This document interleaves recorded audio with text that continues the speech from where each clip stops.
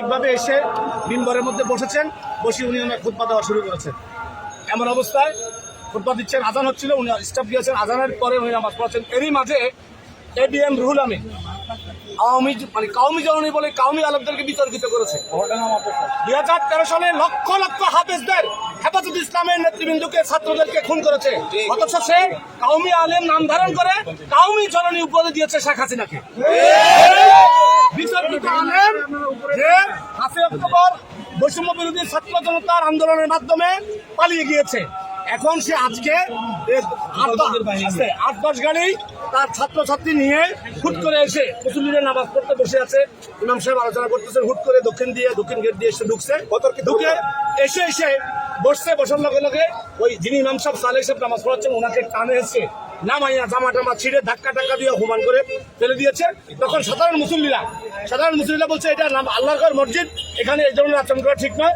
এরপরে এই যে জিয়া নামে একজন এই যে আছে বাংলাদেশ জাতীয়তাবাদ, আপনার পরিচয় বলেন, বাংলাদেশ কেন্দ্রীয় সদস্য জিয়াউদ্দিনকে ওরা তারা রক্তাক্ত করেছে এবং তারা মেরেছে, এবং সেই যে আমাদের যে নেতৃত্ব যারা আছে আমাকেও ধাক্কা দিয়ে তারা ফেলে দিয়েছে।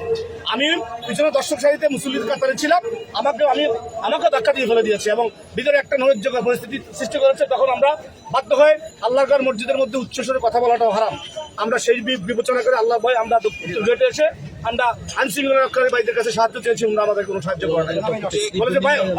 বলে ভাই আমরা ভিতরে যেতে পারবো না, আমরা ভিতরে গিয়ে মর্যাদা নিয়ে যেতে পারবো না, কর্তৃপক্ষ। আমি বললাম যে ভাই কর্তৃপক্ষ সালেহ সাহেবকে নামাজ পড়ার জন্য দায়িত্ব দিয়েছে, এবিএম রুহুল আমিন সাহেবকে দায়িত্ব দেয় না, উনি তো পালিয়ে গিয়েছেন।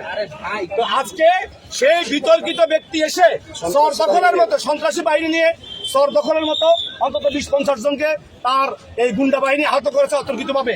এখন তারা মুসল্লিদের তোপর মুখে বাইতুল মুকাররম ছেড়ে পালিয়েছে বন্ধুরা আমার।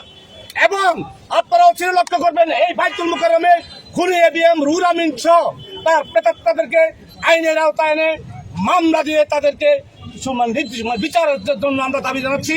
এবং বাংলাদেশ জাতীয়তাবাদী উলামা দল কেন্দ্রীয় সংসদের পক্ষ থেকে তীব্র নিন্দা এবং প্রতিবাদ জানাই যে এই বাংলাদেশের জাতীয় মসজিদ বাইতুল মুকাররমে আওয়ামী পেটুয়া বাহিনীর সন্ত্রাসীরা এসে এভাবে হামলা করে মসজিদের মধ্যে এভাবে বিশৃঙ্খলা সৃষ্টি করে আজকে ঢাকাবাসীকে বাংলাদেশের আপামর জনসাধারণের হৃদয়ের স্পন্দন ইসলামী মূল্যবোধের সবচেয়ে বড় মার্কাজ বাইতুল মুকাররম জাতীয় মসজিদে আজকে নামাজ পড়া থেকে আমাদেরকে যারা বঞ্চিত করেছে, যারা মুসল্লিদেরকে আহত করেছে, তাদের বিচার দাবি করছি।